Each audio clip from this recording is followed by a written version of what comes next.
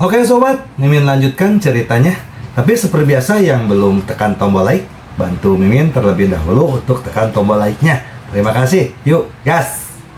Bab 2141 sampai bab 2145, sulit untuk mengatakannya tanpa mengejutkan. Ye Junlin berteriak dengan suara ini. Seluruh Tian's Mansion terkejut. Kamu Junlin? Nama seseorang, bayangan pohon. Siapa Ye Junlin? Bahkan semua orang di Tian's Mansion pernah mendengarnya. Bahkan senior pavilion Tianji berkata bahwa kamu tidak sebaik Ye Junlin. Jadi begitu nama ini keluar, semua orang di Tian's Mansion terkejut. Kuncinya adalah, bukankah Ye Junlin sudah mati? Bagaimana dia masih hidup? Kenapa kamu masih hidup padahal kamu sudah mati berulang kali? Kami juga menemukan Tian's Mansion. Segera orang-orang kuat dari Tian's Mansion muncul satu demi satu. Di antara mereka ada beberapa orang yang pernah ditemui Ye Junlin sebelumnya, tetapi mereka semua adalah tokoh marginal di Tian's Mansion. Kehebohan nyata di Tian's Mansion juga terjadi setelah mendengar beritanya. Berikut adalah 4 jenderal besar yang saat ini mengoordinasikan situasi secara keseluruhan. Faktanya, ada total 12 jenderal besar di Tian's Mansion, yang disusun berdasarkan 12 tanda zodiak. 4 jenderal besar yang datang adalah jenderal berkepala macan, jenderal berkepala kuda, jenderal berkepala kera, dan jenderal berkepala anjing. Ini adalah 12 orang yang berkuasa kecuali Shen Shuai, juru mudi Tian's Mansion. Ye Junlin, apakah kamu masih hidup? Bagaimana mungkin? Bukankah kamu mati bersama Lucifer dari laboratorium dewa? Melihat Ye Junlin hidup, semua orang sangat terkejut. Ye Junlin tersenyum, aku tidak bisa menahannya, penguasa neraka tidak akan menerimaku. Kamu, dewa jahat awan api, beraninya kamu datang ke sini. Segera semua orang di Tian's Mansion mengunci dewa jahat awan api selanjutnya ke mereka. Alasan mengapa dewa jahat Huoyun masih buron, bukan karena Tian's Mansion tidak mampu menghadapinya, tetapi mereka jauh dari memenuhi syarat untuk memperhatikannya dan menangkapnya secara khusus. Tapi Anda mengirimkannya langsung ke pintu Anda. Semua orang di Tian's Mansion sangat marah. Tidak heran kamu datang ke sini, itu kamu. Semua orang dengan cepat mengerti mengapa Ye Junlin datang ke sini. Dewa jahat awan api menatap mereka dengan tangan terkepal. Ye Junlin berkata dengan cepat, adalah urusanku untuk datang ke sini hari ini. Itu tidak ada hubungannya dengan mereka. Semua orang fokus pada Ye Junlin. Ada apa denganmu? Aku di sini untuk menemui putriku, Ye Junlin dikatakan. Zhou Yingying tampak bersemangat. Saya sudah lama tidak bertemu cucu saya. Jenderal Dewa berkepala kuda menolak secara langsung. Tidak ada yang diizinkan masuk kecuali mereka adalah anggota rumah Tian's. Silakan kembali, Jenderal. Dewa berkepala harimau bahkan berkata, tidak, alamat rumah Tian's telah terekspos. Mereka tidak bisa pergi begitu saja. Kita harus menghapus kenangan di benak mereka, tanda tangani saja serangkaian perjanjian. Adapun dia, bunuh dia tanpa ampun, Dewa. Berkepala harimau itu menatap ke arah awan api jahat Tuhan. Hari ini dia secara pribadi mengirimkannya ke pintu, dan mereka tidak akan membiarkannya pergi. Apa, aku di sini untuk menemui putriku, bukan? Ye Junlin merasa sedikit marah. Setiap kali saya melihat putri saya harus mendapatkan persetujuan mereka. Hari ini, aku ingin melihat putriku apapun yang terjadi, dan dia ikut denganku. Siapapun yang berani menyentuhnya akan menjadi musuhku, Ye Junlin. Ye Junlin melirik ke 4 jenderal besar. Sekarang dewa jahat awan api telah sepenuhnya mematuhinya dan akan melayani Daxia mulai sekarang. Karakter seperti itu dibunuh di sini, apa yang terjadi? Kata-kata sederhana Ye Junlin membuat marah semua orang di Tian's Mansion, dan bahkan memprovokasi Tian's Mansion. Jika kamu berkata begitu, kami tidak akan membiarkanmu masuk. Tiger Head juga marah. Pertama, Tian's Mansion bukan rumahmu. kamu bisa masuk dan keluar kapanpun kamu mau. Kedua, anakmu adalah rahasia utama Tian's Mansion, tidak ada yang bisa melihatnya. Ketiga, beraninya kamu melindunginya, dia adalah musuh Tian's Mansion. Beberapa orang lainnya juga berkata dengan dingin, dengarkan kami, cepat hapus ingatanmu dan pergi. Kami tidak akan mempermalukan kalian ibu dan anak, tentu saja, ini demi Junjun. Jika jangan biarkan orang lain pergi, jaga dirimu baik-baik. Implikasinya sangat sederhana. Ye Junlin tidak akan pernah berinisiatif untuk menemui Junjun dalam hidup ini. Ye Junlin menjadi lebih agresif. Bagaimana jika aku harus bertemu denganmu hari ini? Jika Anda sopan kepada Ye Junlin, dia juga akan sopan kepada Anda. Namun jika Anda ingin agresif padanya, dia akan lebih agresif dari Anda. Apa yang terjadi dengan rumah Tian's? Semua orang di Tian's Mansion tidak menyangka Ye Junlin akan begitu gila. Dan mereka bahkan tidak menganggap serius Tian's Mansion. Hal itu juga langsung membuat marah 4 jenderal besar. Siapapun yang berani memprovokasi seseorang di Tian's Mansion akan dibunuh tanpa ampun. Bunuh, dewa berkepala harimau dengan temperamen paling panas melontarkan pukulan marah langsung ke Ye Junlin. Dengan satu pukulan, warna dunia berubah. Di ruang kecil, semua orang tahu betapa menakutkannya pukulan ini. Di bawah kendalinya, kekuatan pukulan ini hanya akan meledak di ruang yang sangat kecil ini dan tidak akan pernah menyebar ke area lain. Tidak menakutkan untuk melancarkan pukulan eksplosif, tapi yang menakutkan adalah dia bisa mengendalikannya. Kendalikan tingkat kematian dalam kisaran yang sangat kecil ini. Baik Ye Junlin maupun Dewa Jahat Huoyun belum pernah melihat gerakan ini sebelumnya. Seperti yang diharapkan dari Tian's Mansion, mereka sangat kuat. Saya hanya tidak ingin mengungkapkan kartu truf saya. Sekarang satu pukulan dari jenderal berkepala harimau sudah cukup untuk menjelaskan betapa kuatnya Tian's Mansion. Mata Dewa Jahat awan api akan terbang keluar, terlalu kuat. Rasa penindasan yang luar biasa, dia adalah seekor semut di mata Tian's Mansion sekarang, apalagi dahulu kala. Pukulan jenderal dewa berkepala harimau saat ini sudah cukup untuk menghancurkannya.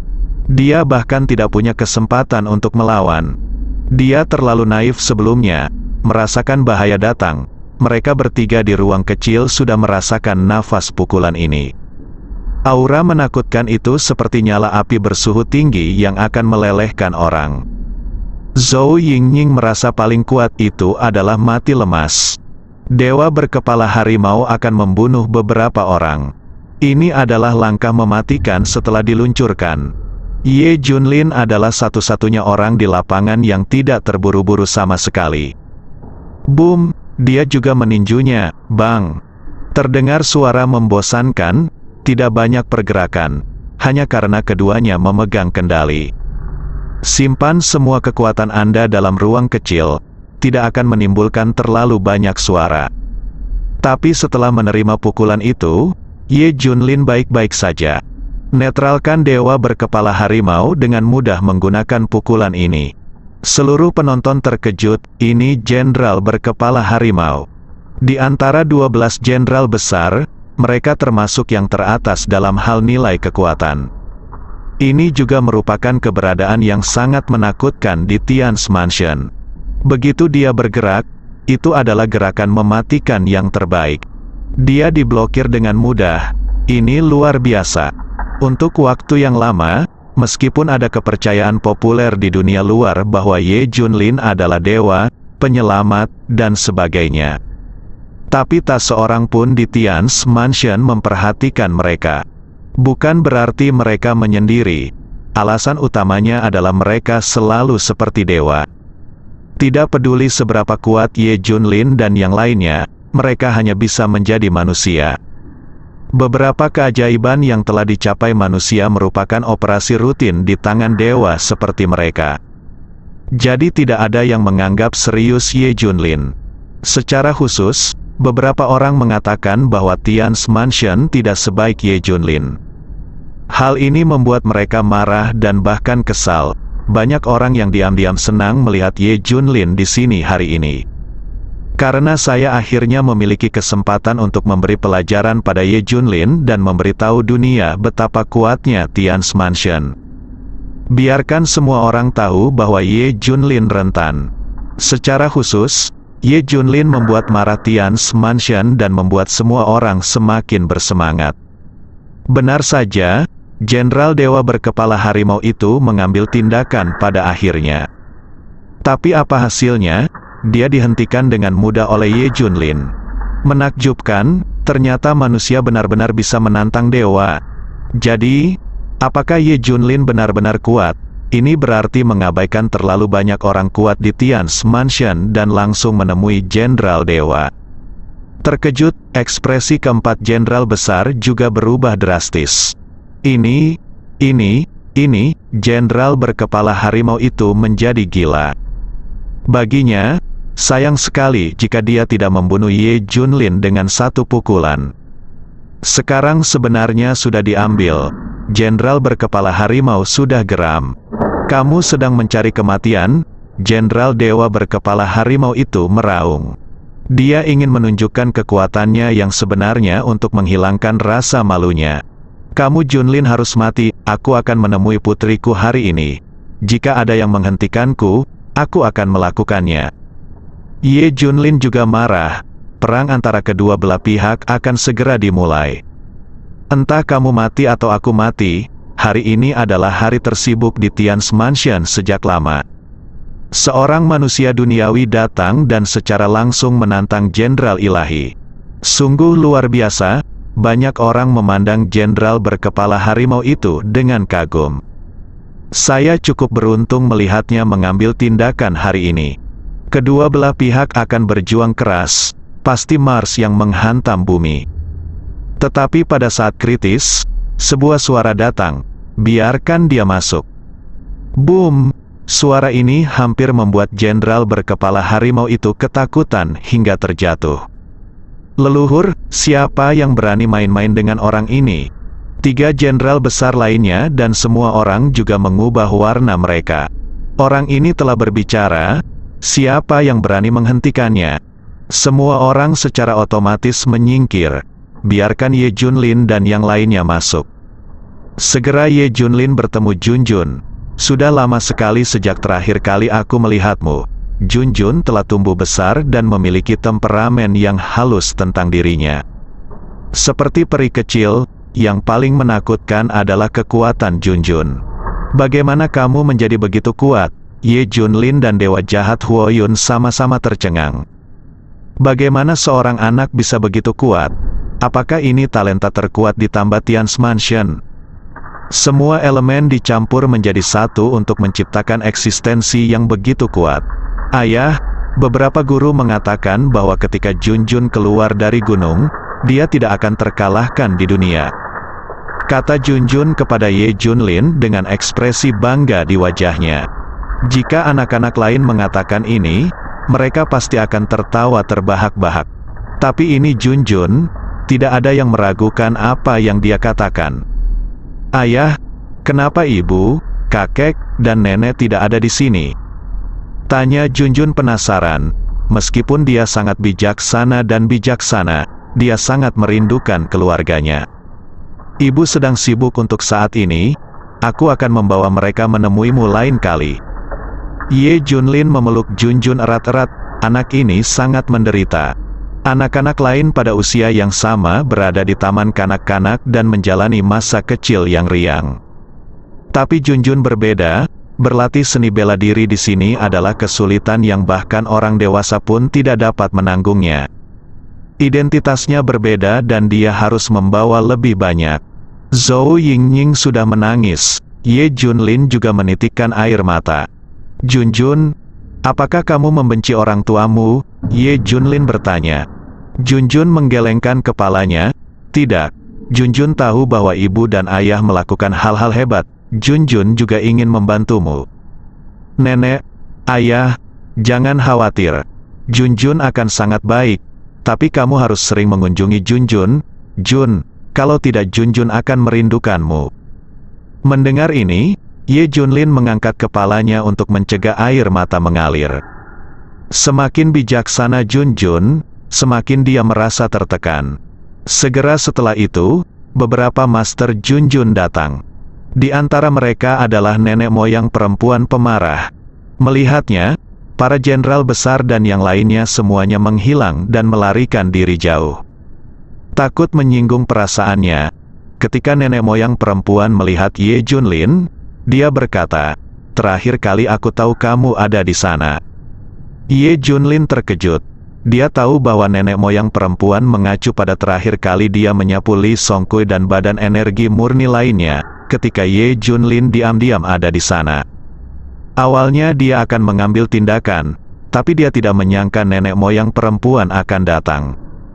Ternyata nenek moyang perempuan sudah mengetahui bahwa dia bersembunyi secara diam-diam. Takut melihat leluhur perempuan dan majikan Junjun lainnya, Ye Junlin merasa ngeri.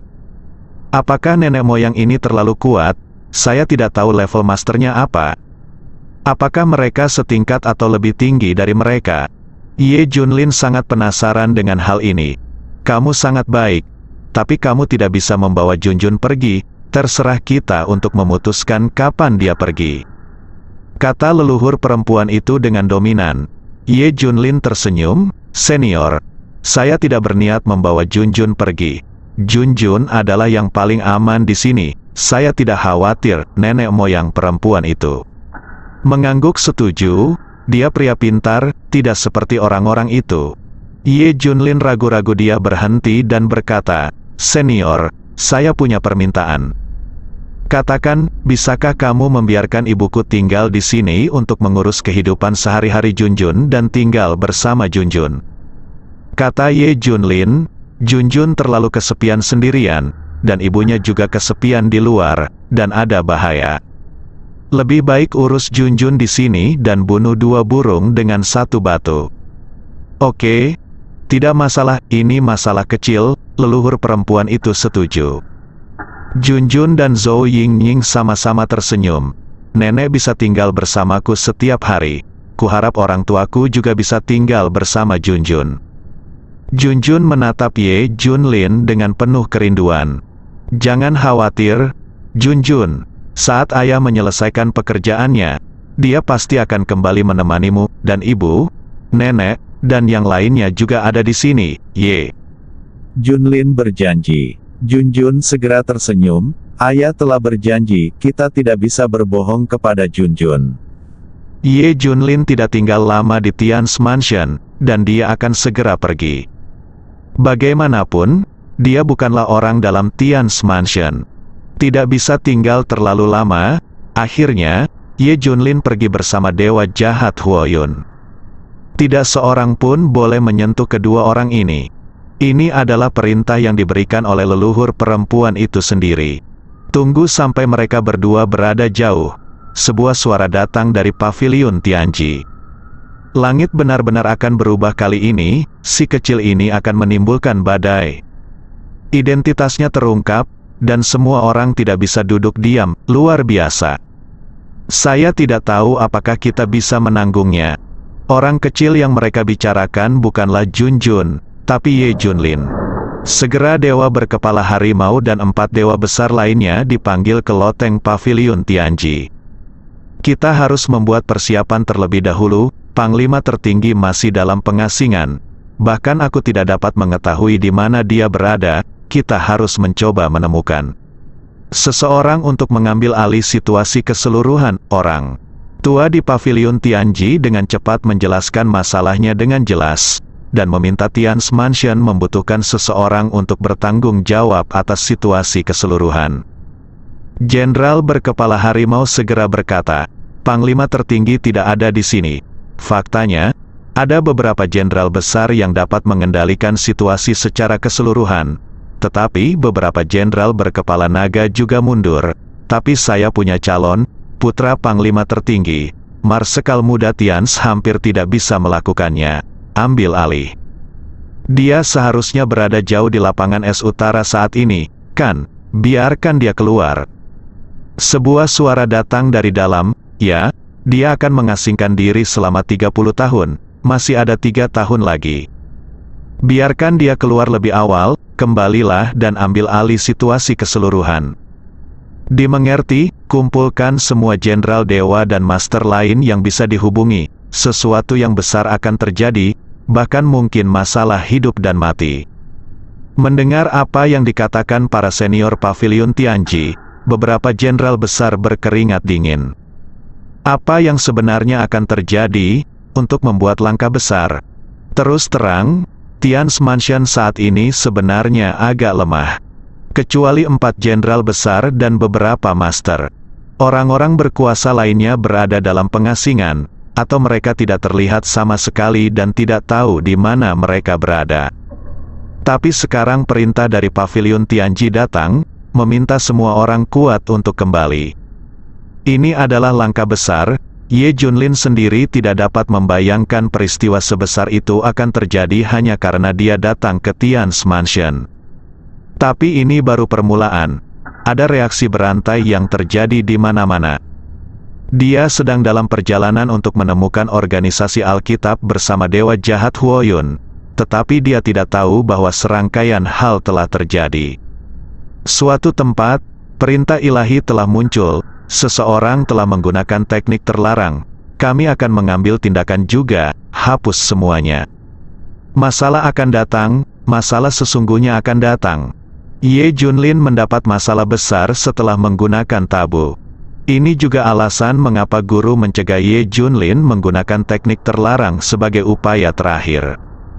Setelah digunakan, mereka datang, Ye Junlin menghadapi krisis yang lebih besar. Pada saat ini, Kaisar Badut muncul di area pemakaman di pinggiran kekaisaran di mana matahari tidak pernah terbenam di Eropa Barat. Menakutkan dan menembus, meski matahari ada di langit. Ini juga menakutkan. Setelah Kaisar Badut tiba, dia benar-benar menggali di area pemakaman. Dia menggali area pemakaman hampir seluas beberapa lapangan sepak bola. Dia masih menggali lebih dalam. Tidak tahu apa yang Anda cari. Ini adalah tugas yang diberikan kepada Kaisar Badut oleh pria berjas. Setelah menerimanya, dia bergegas ke sini tanpa henti. Setelah beberapa pencarian, akhirnya saya menemukan lokasinya. Menggali di sini, segera Kaisar Badut mengosongkan seluruh area pemakaman. Semuanya langsung runtuh, tapi aku belum menemukan apa yang diinginkan Kaisar Badut. Kaisar Badut menggali lebih dalam, mencapai kedalaman ratusan meter. Di dalam semakin gelap, dan aura menakutkan menyebar. Yang lebih aneh lagi, matahari terlihat jelas bersinar di langit, namun tiba-tiba berubah menjadi langit mendung dengan awan tebal. Dari kejauhan, awan tampak diwarnai dengan warna merah yang menakutkan. Seperti darah, aneh dan menakutkan, petir menyambar dari waktu ke waktu. Tapi tidak hujan, awan berdarah menutupi langit dan matahari. Menurut adat masyarakat Daxia, ini adalah pertanda buruk. Sesuatu yang buruk pasti sedang terjadi, dan ternyata itu benar. Apa yang dilakukan Kaisar Badut bukanlah hal yang baik sama sekali. Hal yang dia cari sebenarnya adalah hal yang berbahaya. Ketika penggalian mencapai hampir 200 meter, sebuah istana kecil ternyata berada di bawah tanah. Suhu di sini sangat rendah. Orang biasa akan dibekukan menjadi es loli jika mereka masuk. Aura di sini sangat menakutkan dan menakutkan. Aura haus darah yang membubung memenuhi udara. Jika dilepaskan pasti akan meledak dan menutupinya. Istana kecil itu tidak memiliki apa-apa, hanya ada peti mati logam di tengahnya. Peti mati ini diukir dengan karakter dan simbol kuno, yang terlihat sangat aneh. Meskipun bobrok dan tertutup debu, namun memberikan kesan yang sangat berbahaya bagi orang-orang. Bahkan ketika Kaisar Badut menghadapi peti mati ini, dia merasa sedikit takut di dalam hatinya. Dia menarik napas dalam-dalam ini, ketika Kaisar Badut mencoba mengangkat peti mati itu dengan mudah, ekspresinya berubah drastis. Karena peti mati logam ini beratnya tak terbayangkan. Awalnya terbuat dari logam, Kaisar Joker mengira itu akan sangat berat. Tapi beratnya saat ini mungkin lebih dari 10 kali lipat berat logam ini. Jadi dari mana datangnya beban ini? Dari isi peti mati. Apa sebenarnya itu? Apakah ini akan sangat berat? Berat sekali melebihi akal sehat, namun meski peti mati logam itu berat, Kaisar Badut akhirnya mengangkatnya. Bagaimanapun, Kaisar Badut adalah orang yang sangat kuat. Ketika orang-orang yang melihat di luar melihat Kaisar Badut membawa peti mati, semua orang ketakutan. Mereka semua melarikan diri, tapi tidak ada yang memperhatikan bahwa zat gas yang dikeluarkan oleh peti mati logam itu diserap oleh orang-orang di sekitar mereka. Di saat yang sama, nafas orang-orang ini juga terserap oleh peti mati. Tampaknya terjadi pertukaran napas antara kedua belah pihak. Hanya saja satu sisinya adalah manusia dan sisi lainnya adalah peti mati. Semenit kemudian, para pria itu mulai berubah, wajah mereka kesakitan, ekspresi mereka garang, dan pembuluh darah mereka menonjol. Semua orang menutupi wajah mereka dan berjuang keras. Segera wajah mereka menjadi pucat dan hitam, dan mereka merasa seperti mayat. Ujung-ujungnya darah mengalir dari mata, mulut dan hidung, berjatuhan satu persatu, semuanya mati mendadak. Bahkan ada noda darah di sekujur tubuhnya, seolah-olah terkorosi akibat terbakar. Kematiannya brutal dan aneh, tidak ada seorang pun di sekitar mereka yang selamat. Semua mati, yang terpenting hewan-hewan di sekitarnya juga mati, sama saja. Kaisar Badut lewat dengan membawa peti mati, dan orang-orang di sekitarnya meninggal dalam jumlah besar. Dia tidak melakukan apapun yang menyebabkan begitu banyak kerusakan. Tak terbayangkan, namun sesampainya di lokasi yang ditentukan, dia memasukkan peti mati itu ke dalam mobil. Joker berkendara ke pelabuhan. Setelah sampai di pelabuhan, peti mati itu diam-diam dimuat ke kapal pesiar. Kapal pesiar ini bukan kapal kargo, tapi itu adalah kapal pesiar di jalur wisata populer. Ini penuh dengan turis dari seluruh dunia.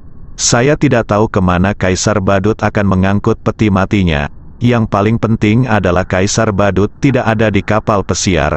Orang-orang di kapal pesiar tidak tahu apa yang akan terjadi. Bersambung.